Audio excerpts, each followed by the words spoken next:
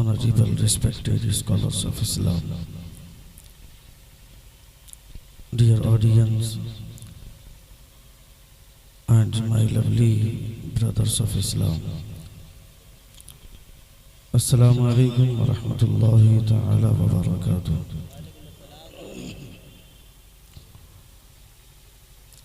نحمدك الله تعالى ونصلي على حبيبك المصطفى وعلى آله وأصحابه أجمعين الفائزين برضا. أما بعد، فأعوذ بالله من الشيطان الرجيم. بسم الله الرحمن الرحيم.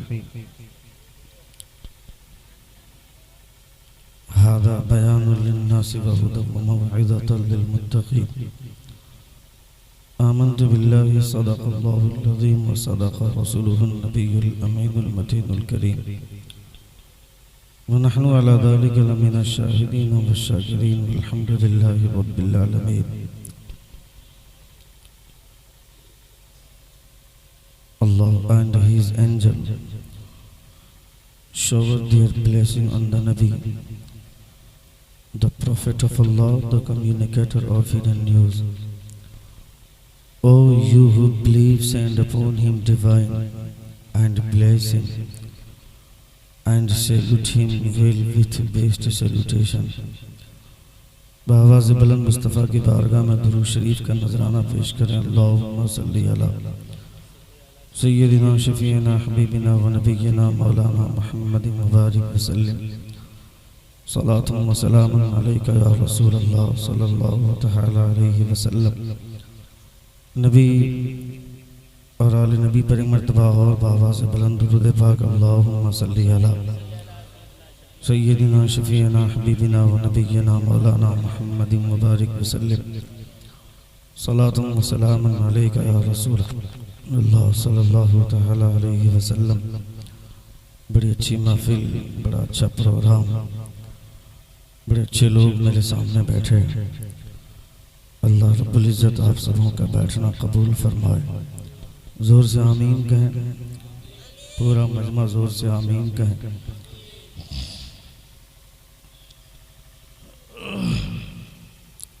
بڑے اچھے لوگ ہیں آپ سب. اب چونکہ حضور صلی اللہ تعالی علیہ وسلم کی یہ محفل ہے، بہت زیادہ لوگوں کو پریشان کرنا کہ سبحان اللہ بولو، ماشاء اللہ بولو، یہ تو خود انسان کو سوچنا چاہیے، خود بولنا چاہیے. چونکہ حضور کی باتیں سننے کے بعد، رسول دی وقار صلی اللہ تعالی علیہ وسلم کے نعت سننے کے بعد اگر انسان خاموش رہتا ہے تو یہ ان کی کمظرفی ہے.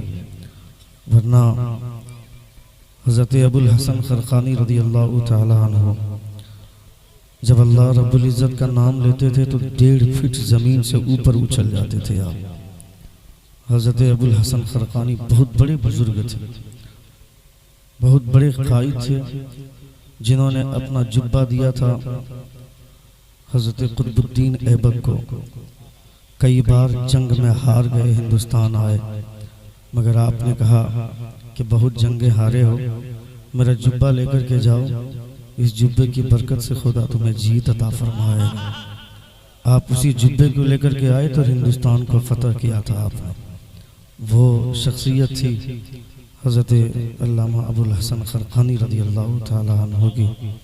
آپ نہیں جانتے ہیں رسول دی وقار صلی اللہ تعالی علیہ وسلم کے محفلوں کے ساتھ بھی لوگ کھلواڑ کرتے، مذاق کرتے ہیں. بیٹھنے کا انتظام یہاں اچھا خاصا ہے، جگہیں خالی ہیں، اس کے باوجود لوگ چائے کی دکان پہ، پان کی دکان پہ نہ جانے کیوں بھیڑ لگائے رہتے ہیں.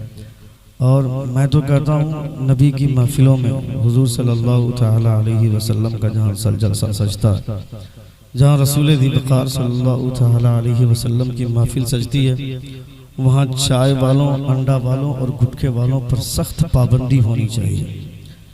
جلسے انہی لوگوں کی وجہ سے خراب ہوتے ہیں جن کی توجہ صرف اور صرف تجارت پہ ہوتی ہے، جن کا مقصد صرف اور صرف بزنس پہ ہوتا ہے. نہ وہ خود حضور کی محفل میں بیٹھ کر کے کبھی حضور کا تذکرہ سنیں گے، نہ وہ کسی کو سننے دیں گے. ان کے دکان پہ بھیڑ لگی رہے گی، 5 روپیہ 10 روپیہ 25 روپیہ کے چکر میں پوری رات وہ بزنس میں گزار دے گا مگر حضور کا ذکر سننے کی توفیق اسے نہیں ہوتی ہے۔ رسول دی وقار صلی اللہ تعالی علیہ وسلم کی محفل ہے، لوگوں کو یہاں آ کر بیٹھنا چاہیے، یہاں بیٹھ کر مصطفیٰ جان رحمت صلی اللہ تعالی علیہ وسلم کی باتیں سننی چاہیے۔ جتنے لوگ میری نگاہوں کے سامنے ایک بار زور سے اپنے دونوں ہاتھوں کو فضا میں لہرا کر کہیں یا رسول اللہ، اور ایک بار کہیں یا حبیب اللہ۔ آپ بہت اچھے ماحول میں بیٹھیں، کوئی ضروری نہیں ہے کہ آدمی 1,00,000 2,00,000 کا مجمع ہوتا ہے اور تبھی جلسہ کامیاب ہوتا ہے۔ محبت کے ساتھ اگر 15 آدمی بھی بیٹھا ہوا ہے اور 15 آدمی بیٹھ کر حضور صلی اللہ تعالی علیہ وسلم کی باتیں محبتوں کے ساتھ سن رہے ہیں تو انسان کو یہ احساس ہونا چاہیے کہ یہ ہمارا کمال نہیں ہے، حضور نے چاہا تو حضور کا ذکر سن رہے ہیں۔ حضرت امام قلیوبی فرماتے ہیں نبی کونین صلی اللہ تعالی علیہ وسلم کا تذکرہ، مصطفیٰ جان رحمت صلی اللہ تعالی علیہ وسلم کی نعت ان لوگوں کے سامنے پڑھی جائے، حضور کا ذکر ان لوگوں کے سامنے کیا جائے جو لوگ اپنے چہرے پہ ہریالی لگ کر کے مصطفیٰ کا ذکر سنتے ہو، جن لوگوں کے چہرے پر مکمل ہریالی چھائی ہوئی ہے، جن کے چہرے مکمل طور پر تر و تازہ ہیں، ان لوگوں کے سامنے مصطفیٰ کی بات کی جائے، ان لوگوں کے سامنے مصطفیٰ کے چرچے کیے جائیں۔ زبردستی کسی کو بیٹھا کر حضور کا ذکر کرنا، زبردستی کسی کو بیٹھا کر نبی کی تعریف کرنا، نبی کی بات کرنا، یہ حضور کے ذکر کی ساتھ توہین ہے۔ اس لیے کہ حضور کا جب ذکر کیا جائے تو انسان اپنی توجہ کو مکمل طور پر کنسنٹریٹ کو مبذول کر دے مصطفیٰ کی باتوں کی جانب، چونکہ دنیا کی تمام سبھاؤں سے بہتر مصطفیٰ کی سبھا ہے، دنیا کی تمام باتوں سے بہتر مصطفیٰ کی بات ہے، دنیا کی تمام محفلوں سے بہتر مصطفیٰ کی محفل ہے۔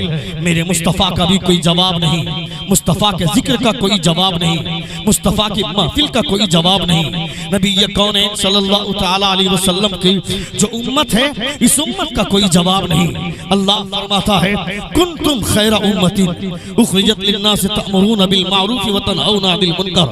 You are the best ummah, grand Muslim community. You enjoy what is right and forbid what is wrong. خدا فرماتا ہے تم بہترین امت نکالے گئے ہو، تمہاری شان یہ ہے کہ تم لوگوں کو بھلائی کا حکم دیتے ہو، تم لوگوں کو برائی سے روکا کرتے ہو۔ تمہیں پتہ ہے تمہاری حیثیت کیا ہے، تمہاری شان کیا ہے، تمہاری حیثیت کیا ہے، تمہارا ویلو کیا ہے، تمہارا مقام کیا ہے، تم کو معلوم ہے۔ حضرت موسیٰ علیہ السلام کے علاوہ حضرت موسیٰ علیہ السلام نے تو نبی کی امت میں آنے کی دعا کی تھی، ان کے ساتھ ساتھ 17 انبیاء کرام ایسے ہیں جنہوں نے خدا سے خاص دعائیں فرمائی تھی، اے پروردگارا مجھے آمنہ کے لال کی امت میں شامل فرما دے، مجھے حضور کی امت میں پیدا فرما۔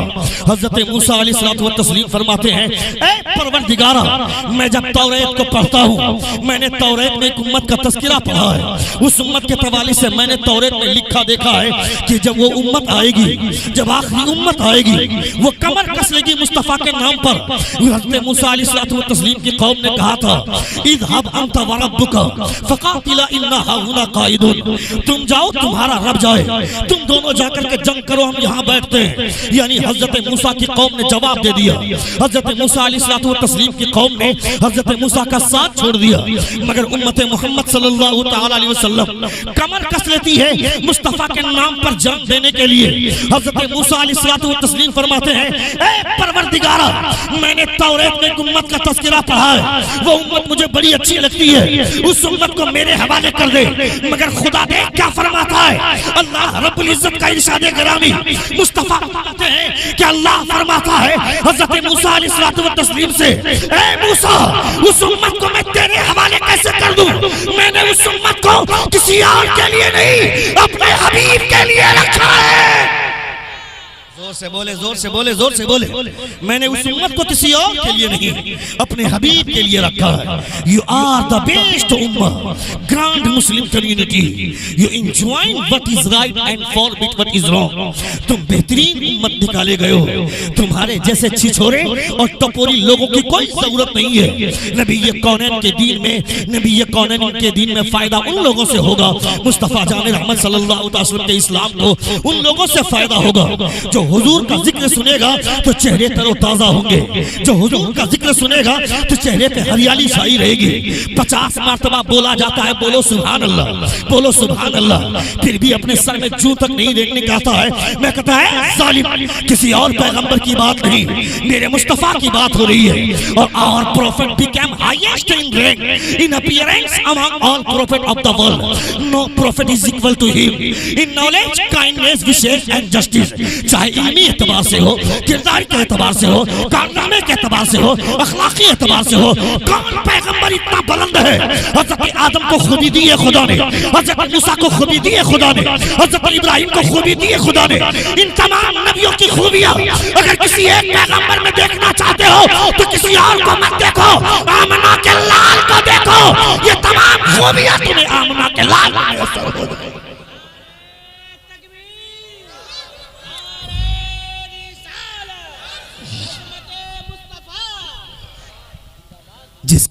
جس کے دل میں سیاہی چھائی رہتی ہے، جس کے دل میں کالا پن ہوتا ہے، وہ بیٹھ کر مزے لے گا۔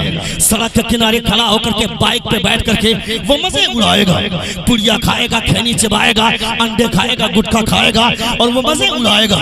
میں کہتا ہوں زندگی بھر گل چھرے اڑانے کے لیے تمہارے پاس وقت ہے۔ حضور کی محفل میں ٹائم کب دے گا؟ نبی یہ کونین کی محفلوں میں ٹائم کب دے گا؟ مصطفیٰ کا ذکر کب سنے گا؟ نبی یہ کونین کا چرچا کب سنے گا؟ تمہیں پتا ہے تم یہاں بیٹھ کر حضور کا تذکرہ سنتے ہو، یہ ہمارے انور صاحب یہ یہاں آ کر کے نبی یہ کونین کی محبت میں پیسے کیوں لٹا رہے ہیں؟ ان کو پتا ہے کہ یہ بات مصطفیٰ جان رحمت کی ہو رہی ہے۔ اگر کسی نیتا کی بات ہوتی، کسی ایم ایل اے کی بات ہوتی، کسی بدھائک کی بات ہوتی، کون ہے بدھائک؟ اس کی حیثیت کیا ہے؟ اس کے پیچھے 1.5 لیٹر پیٹرول کے چکر میں کتے کی طرح اس کے پیچھے بھاگتے ہیں۔ آ گیا ہمارا ایم ایل اے، دمکا سے آ گیا، سارے محلے کے سرپنچ، محلے کا چودھری، محلے کا ٹھیکیدار جا کر کے بیٹھ گیا، کرسی لگا کر جا کر بیٹھ گیا۔ 500 روپے کے چکر میں، 5000 روپے کے چکر میں گاؤں کے سماج کا چودھری جا کر کے بیٹھا۔ میں کہتا ہوں 1.5 لیٹر پیٹرول کا کیا کرے گا؟ 2.5 لیٹر پیٹرول جمع کر کے اپنی گاڑی میں کیا کرے گا؟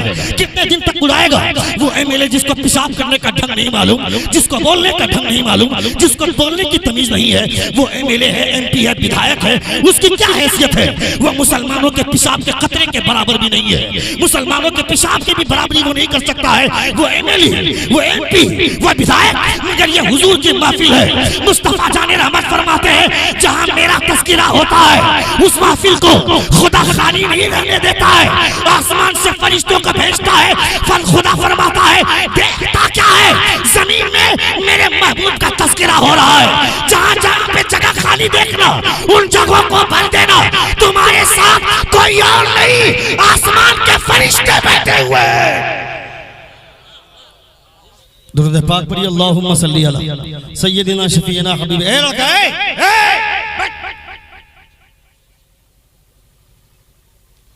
ایک بار زور سے پورا مجمع اپنے دونوں ہاتھوں کو فضا میں لہرا کر کہے یا رسول اللہ، اور ایک بار کہے یا حبیب اللہ۔ کنتم خیر امت اخرجت للناس تأمرون بالمعروف وتنہون عن المنکر۔ اللہ فرماتا ہے وَإِذَا أَذَقْنَا الْإِنسَانَ مِنَّا رَحْمَةً فَرِحَ بِهَا۔ خدا فرماتا ہے جب انسانوں کو میری عام سی رحمت ملتی ہے تو اس کے چہرے پہ ہریالی چھا جاتی ہے، یہ خوش ہو جاتے ہیں۔ خدا کی ایک ہلکی سی نعمت آ جائے انسان مسکرانے لگتا ہے، انسان کے چہرے پہ خوشی چھا جاتی ہے۔ خوشی منانے کے طریقے اور اسلوب ہر دور میں الگ الگ ہوا کرتے تھے۔ آج سے 1400 برس پہلے جب کسی کے گھر میں بچہ پیدا ہوتا تھا، اپنے گھر کے دروازے پر ہرا پتا لا کر کے ٹانگ دیا کرتے تھے۔ لوگ سمجھ جاتے تھے اس کے گھر میں کوئی مہمان آیا ہے، اس کے گھر میں کوئی خوشی آئی ہے۔ اس کے بعد یہ دور بدلا، سماج بدلا۔ جب کسی گھر میں بچے کی پیدائش ہونے لگی تو لوگ بتاشے تقسیم کرنے لگے، یہ خوشی اور تھوڑی سی چینجنگ لائی۔ پھر جب لوگوں کے گھروں میں بچے پیدا ہونے لگے تو پھر لوگوں نے رسگلے اور لڈو بانٹنے شروع کر دیے۔ یہ تو آج کا دور ہے جس کے دل میں سیاہی چھائی جاتی ہے، جس کے دماغ میں کالا پن چھایا رہتا ہے، وہ اپنی بیٹی کی پیدائش میں چھوارا بانٹتا ہے، اور بیٹا جب پیدا ہوتا ہے تو رسگلہ بانٹتا ہے۔ ہاں تم نے جو بچپنے میں اپنی بیٹی اور بیٹے میں جو تم نے بھید بھاؤ کیا، بیٹی پیدا ہوئی تو تم نے چھوارے بانٹ دیے، بیٹا پیدا ہوا تو رسگلہ بانٹا، مگر جب بڑھاپا آیا وہی بیٹا تم کو لات مار کے گھر سے نکال دیا، اور وہی بیٹی جس کے نام پہ تم کو چھوارا رسگلہ خریدنے کی طاقت نہیں تھی، چھوارا دو چار لوگوں میں بانٹ دیا منہ بگاڑ کر، چہرہ بسور کر، وہی بیٹی تمہارے لیے سہارا بن کر بڑھاپے میں تمہارے ساتھ کھڑی ہے، تم کو کوئی کھانا نہیں دے رہا، تم کس بیٹے پر ناز کرتے ہو؟ یہ بیٹا آج 50 روپیہ کما رہا ہے، کل جب اس کی بیوی ایک اشارہ کر دے گی وہ بیٹا تیرے نام پر تھوکے گا، وہ بیٹا تمہیں کتے کی طرح تم کو مارے گا، وہ بیٹا تم کو پوچھنے نہیں آئے گا، اور جس بیٹی کو تم نے حقارت کی نگاہ سے دیکھا تھا وہ بیٹی تمہارے بڑھاپے کا سہارا بن کر کے کھڑی ہو جائے گی، بیمار ہو جاؤ گے تم، تمہاری بیٹی سسرال کو چھوڑ کر مہینوں تیری خدمت کرے گی، بیٹے پر ناز کرتا ہے، بیٹی کو ٹھکراتا ہے۔ حضور کیا فرماتے ہیں؟ اگر تم سفر سے آ رہے ہو، تمہاری طرف تمہارا بیٹا بھی دوڑ کر آ رہا ہے، تمہاری بیٹی بھی دوڑ کر کے آ رہی ہے، تو بیٹی کو رہنے دینا، بیٹے کو رہنے دینا، پہلے بیٹی کو گود میں اٹھانا، اس لیے کہ بیٹا صرف نعمت ہے مگر بیٹی اللہ کی رحمت ہوا کرتی ہے۔ زور سے بولے، زور سے بولے، زور سے بولے، بیٹا صرف نعمت ہے مگر بیٹی اللہ رب العزت کی رحمت ہوا کرتی ہے۔ خوشیوں کے سماج بدلتے ہیں، خوشیوں کا سسٹم بدلتا ہے۔ آج گھروں میں بچے پیدا ہوتے ہیں، لوگ رسگلے تقسیم کرتے ہیں۔ میں کہتا ہوں ہمارے گھر میں بچے پیدا ہوئے، ہم نے رسگلے بانٹے، عقیقے کے موقع سے لوگوں کو بریانی بلا کر کھلا دیا، لوگ خوش ہو گئے۔ ایک بار زور سے کہیں یا رسول اللہ، اور ایک بار کہیں یا حبیب اللہ۔ بہت زیادہ لمبی گفتگو نہیں ہوگی، چونکہ میرے بعد مولانا انعام الرب صاحب قبلہ میری تقریر جب تک ہوگی تو یہ سمجھیے گا کہ بہت اچھی تقریر ہو رہی ہے، مگر میرے بعد جو خطاب ہونے والا ہے، میرے بعد جو تقریر ہونے والی ہے، آپ کو لگے گا کہ اصل میں تقریر اب ہم لوگ سن رہے ہیں۔ اس سے پہلے جو تقریر ہو رہی تھی وہ تو صرف ماحول بنانے کے لیے تھا، تقریر اور خطاب کس کو کہتے ہیں وہ ہم اب دیکھ رہے ہیں۔ مولانا انعام الرب صاحب جب بولیں گے، مولانا عظمت رضا ندائی، ان کی آواز لگی ہوئی ہے، میں نے اس لیے ان کو دعوت نہیں دیا، اس لیے ان کو بولنے کے لیے زحمت نہیں دیا، مگر وہ بول رہے ہیں کہ آواز ٹھیک ہے تو تھوڑی دیر ان کا بھی خطاب ہوگا الحمدللہ۔ مولانا نثار جامعی بہت اچھی آواز کے مالک ہے، جموئی سے آئے ہیں، جھاجا جموئی، جو لوگ کشمیر جاتے ہیں ان کو یہ اسٹیشن کا نام یاد رہتا ہے، وہ لوگ جانتے ہیں اس اسٹیشن کو۔ وہاں سے تشریف لانے والے مولانا نثار جامعی، ان کی بھی نعتیہ شاعری آپ ملاحظہ کرنے والے ہیں، شبیر احسن منوری صاحب، وہ آپ علامہ ارشد القادری علیہ رحمہ کا نام سنے ہیں، جن کے مناظرے کا کوئی جواب نہیں، مناظرے اہل سنت، جن کا چہرہ دیکھنے کے بعد دیوبندیوں کا پینٹ گیلی ہو جاتی تھی، جن کو دیکھنے کے بعد دیوبندیوں کا پیشاب اتر جاتا تھا، وہ تھے علامہ ارشد القادری، جن کے دلائل کے سامنے آج تک کوئی دیوبندی نہیں ٹکا ہے، نہ کوئی وہابی ٹکا ہے۔ ان کے بھتیجے شبیر احسن منوری، علامہ ارشد القادری علیہ رحمہ کے بھتیجے حضور مولانا شبیر احسن منوری، علامہ ارشد القادری علیہ رحمہ کی ذات آج ہندوستان لیول میں جتنے بھی فیضی کو دیکھ رہے ہیں، 72 ملک، 22 ملکوں میں ان کا مشن چل رہا ہے علامہ ارشد القادری علیہ رحمہ کا، آپ کو پتہ ہی نہیں۔ یہاں ایک مدرسہ 2 روم والا بنا کر کے مولوی موچ میں گھی دے کر کے گھومتا ہے، سوچتا ہے مجھ سے بڑا شیخ کوئی نہیں ہے، 4 مرید کر لیا، سوچتا ہے مجھ سے بڑا کوئی پیر نہیں ہے۔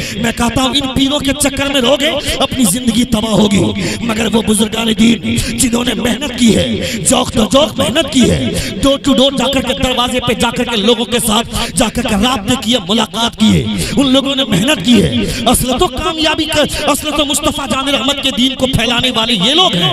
حضرت حضرت امام غزالی فرماتے ہیں لو لم یکن العلماء اولیاء اللہ فمن یکون، ہمارے سماج میں کوئی عالم آ گیا، اس عالم کا کوئی ویلیو نہیں ہے، مگر ایک جاہل پیر آ گیا تو اس کا تلوہ چاٹنے لگے، اس کا ہاتھ چومنے لگے۔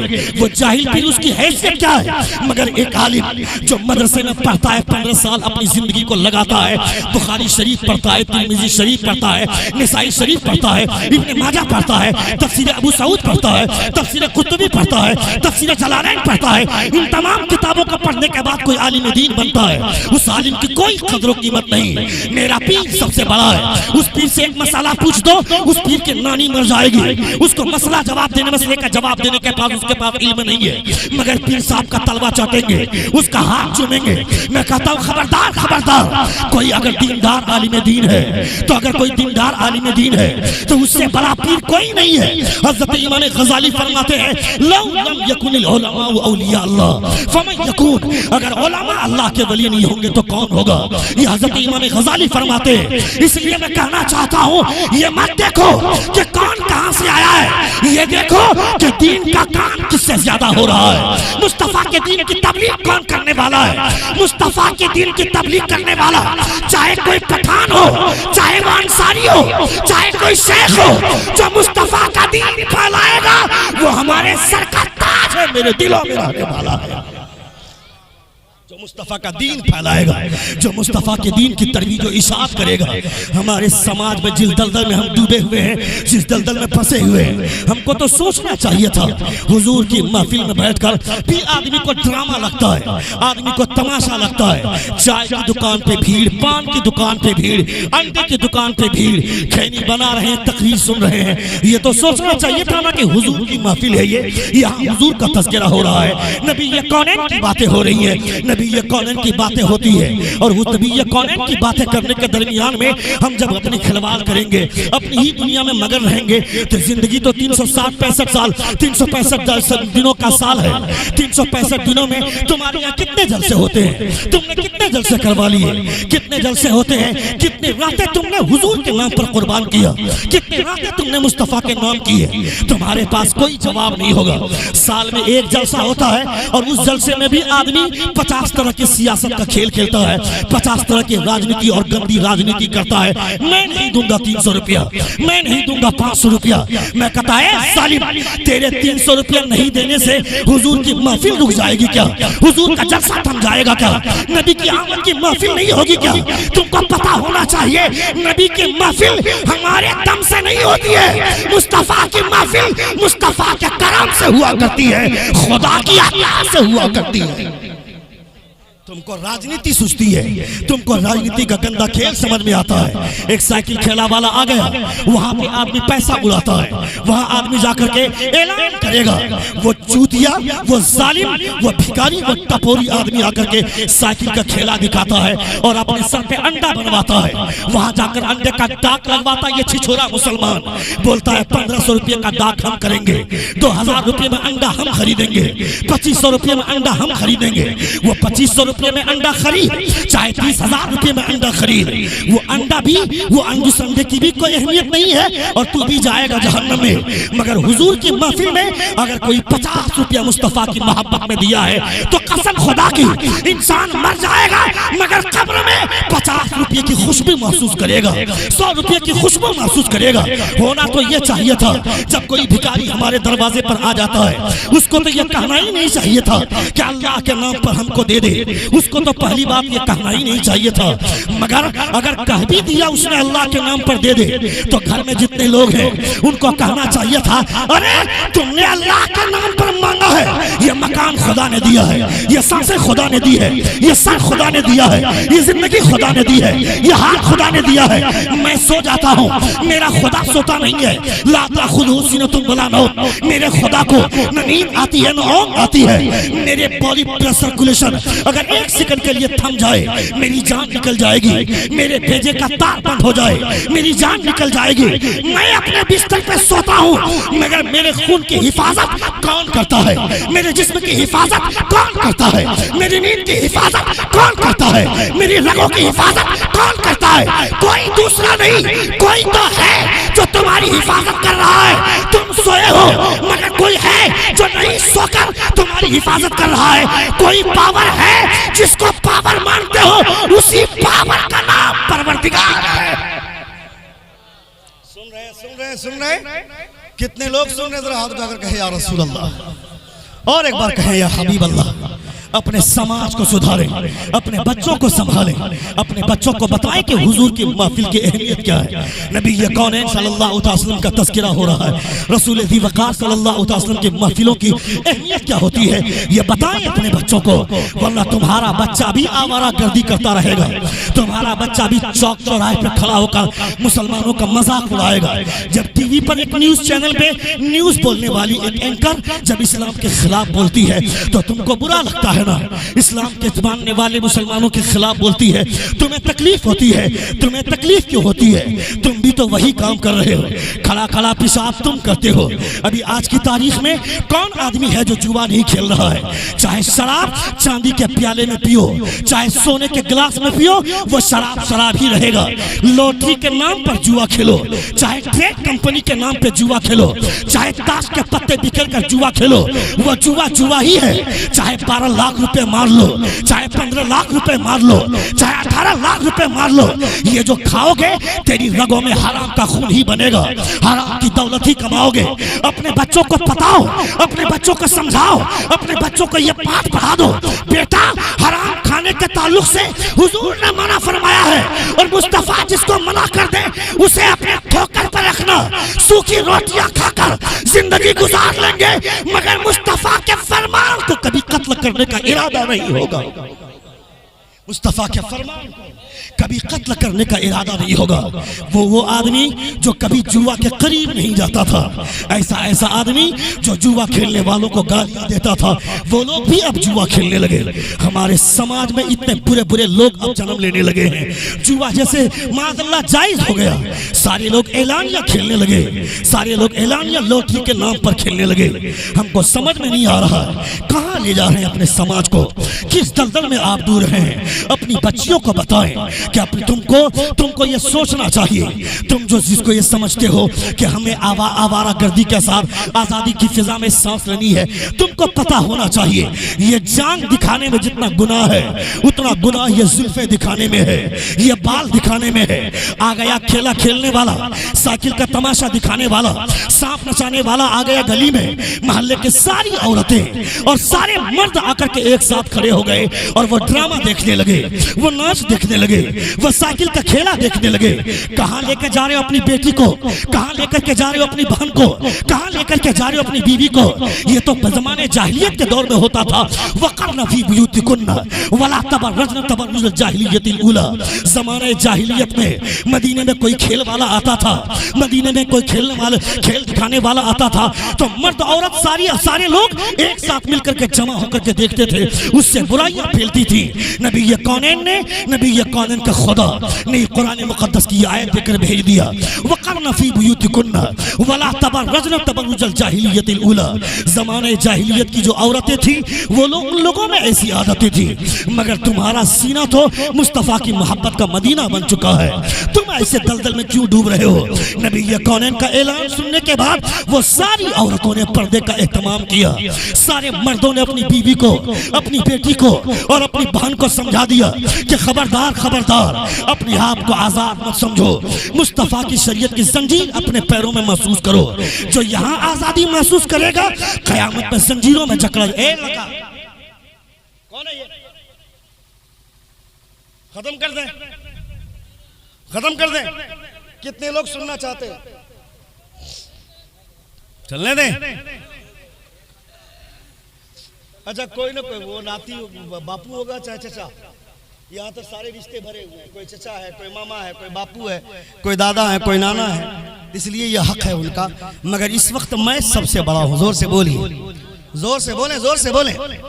اس وقت مجھ سے بڑا کوئی نہیں ہے۔ میرا باپ بھی اگر میرے سامنے ہوتا تو میں اپنے باپ سے بھی بڑا ہوں اس وقت۔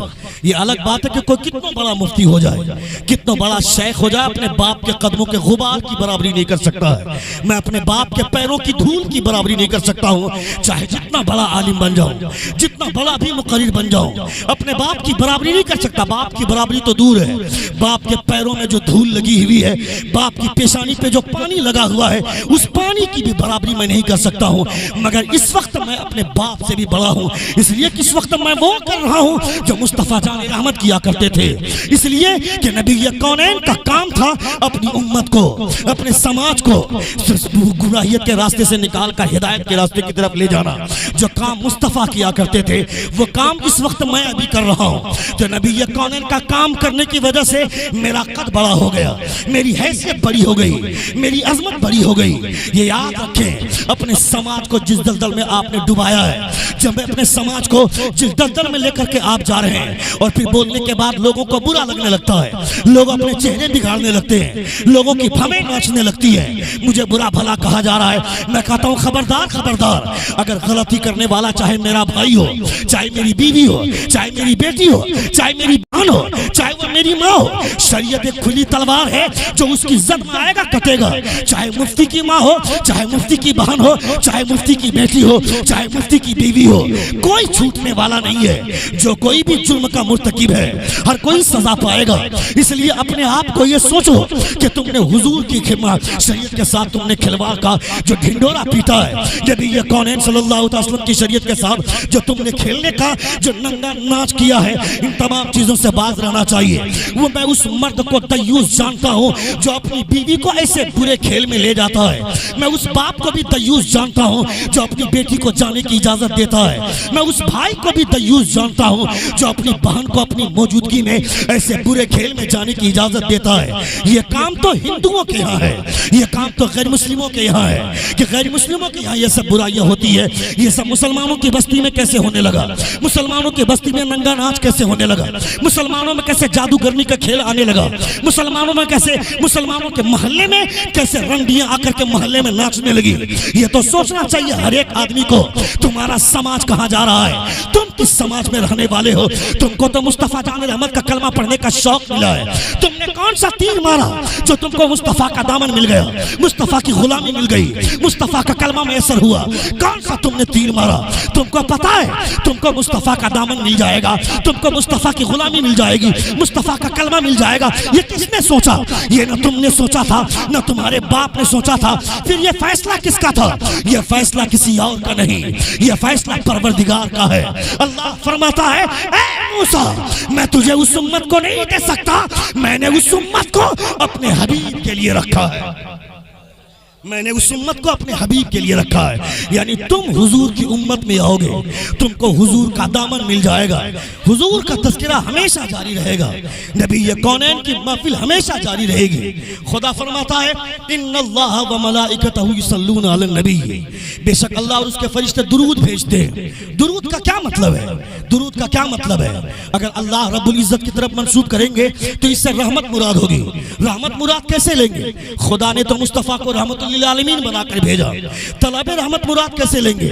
خدا کی طرف تو یہ بات مناسب ہی نہیں ہے، فرشتوں کی جانب کہیں گے۔ فرشتوں کے لیے ٹھیک ہے طلب رحمت، امت کے لیے طلب رحمت ٹھیک ہے، مگر اللہ رب العزت نبی پر درود بھیجنے کا کیا مطلب؟ خدا نبی پر درود بھیجتا ہے، کیا مطلب اس کا؟ نبی کونین کو تو خدا نے رحمت للعالمین بنا کر بھیجا۔ حضرت امام بخاری نے بخاری شریف میں اس حوالے سے روایت نقل فرمائی ہے۔ آپ فرماتے ہیں حضرت ابن عباس رضی اللہ تعالیٰ عنہ کی روایت سے، آپ فرماتے ہیں یصلون کا مطلب ہے کہ اللہ رب العزت اپنے نبی کا ذکر کرتا ہے، اپنے نبی کی مدح و ثنا کرتا ہے، اپنے نبی کا چرچا کرتا ہے۔ اور یصلون مضارع کا صیغہ ہے، پوچھئے ان علماء سے، یصلون مضارع کا صیغہ ہے، مضارع کا ترجمہ ہوتا ہے کرتا ہے یا کرے گا یا کر رہا ہے، یہ تین ترجمے ہیں مضارع کے۔ یعنی اللہ رب العزت اپنے نبی کا ذکر کر رہا ہے، اپنے نبی کی مدح و ثنا کر رہا ہے، اپنے نبی کا چرچا کر رہا ہے۔ کب سے کر رہا ہے؟ تب سے کر رہا ہے جب کب کا وجود بھی نہیں تھا۔ یعنی نبی کونین کا ذکر کرنے کے لیے تمہارا محتاج خدا نہیں ہے، اللہ رب العزت مصطفیٰ کا ذکر کر رہا ہے۔ کب سے کر رہا ہے؟ جب سے اللہ رب العزت، یہ جب بھی نہیں بنا تھا، یہ جب بھی اللہ رب العزت کے لیے کہنا یہ غیر مناسب ہے، چونکہ اللہ رب العزت کو وقت کے ساتھ محدود کرنا یہ اللہ رب العزت کی شان کے خلاف ہے۔ یعنی اللہ رب العزت ازل سے ہے، ابد تک رہے گا۔ اللہ رب العزت ازلی ہے اور ابدی ہے، دنیا والے رہے نہ رہے اللہ رہے گا تو مصطفیٰ جان رحمت کا چرچا ہوتا رہے گا، نبی کونین کی مدح و ثنا ہوتی رہے گی۔ اور میرے خدا کے لیے فنا نہیں ہے، اللہ رب العزت باقی رہنے والی ذات ہے۔ کل شیء ہالک الا وجہہ، دنیا کی تمام چیزیں فنا ہو جائیں گی مگر صرف خدا کی ذات رہنے والی ہے، اور جب خدا کی ذات رہے گی تو مصطفیٰ جان رحمت کا چرچا بھی رہے گا۔ زور سے بولیے، زور سے بولیے۔ مصطفیٰ جان رحمت کا چرچا بھی رہے گا، نبی یہ کونین کی مدح سرائی بھی ہوتی رہے گی۔ ان 15-20 نوجوانوں کے حوصلے توڑنے والے، یاد رکھو تمہیں بھی ضرورت پڑے گی۔ اس وقت تک گرگرانا اللہ رب العزت کی بارگاہ میں، مصطفیٰ کی دعائی دینا، تمہیں بھی ضرورت پڑے گی مصطفیٰ جان رحمت کی۔ جن لوگوں نے مصطفیٰ کو گالیاں دی ان کو بھی مصطفیٰ کی ضرورت پڑی ہے۔ جن لوگوں نے نبی یہ کونین کی شان میں گستاخی کی ہے انہیں بھی مصطفیٰ کی ضرورت پڑی ہے۔ ہم نے دیکھا ہے تمہاری زندگی کو اپنے موج میں تاؤ دے کر جو گھومتے ہیں اور یہ بولتے ہیں ہم نہیں دیں گے 500 روپیہ، ہم نہیں دیں گے 300 روپیہ، جلسہ تمہارا ہو چاہے نہ ہو۔ میں کہتا ہوں کون کہتا ہے میرا جلسہ ہے؟ یہ کون کہتا ہے ان نوجوانوں کا جلسہ ہے؟ یہ جلسہ نہ میرا ہے نہ میرے باپ کا ہے، یہ جلسہ تو رسول پاک کا ہے۔ زور سے بولیے، زور سے بولیے، زور سے بولیے۔ یہ جلسہ تو حضور کا جلسہ ہے، یہ محفل تو نبی یہ کونین کی محفل ہے۔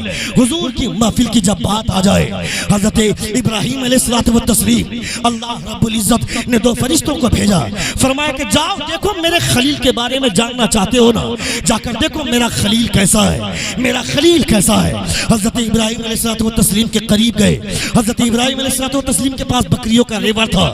وہ فرشتے آ کر کہتے ہیں سبحان ذی الملک والملکوت، سبحان ذی العزت والعظمت والہیبت والقدرت والکبریاء والجبروت، سبحان الملک الحی الذی لا ینام ولا یموت السبوح القدوس ربنا ورب الملائکۃ والروح اللہم اجرنا واخلصنا من النار یا مجیر یا مجیر یا مجیر۔ یہ دعا کون سی ہے؟ یہ دعا ہر نماز میں، تراویح کی ہر 4 رکعت نماز کے بعد یہ دعا پڑھی جاتی ہے۔ تم نہیں پڑھتے ہو، تم مکھی کی طرح بھن بھناتے ہو۔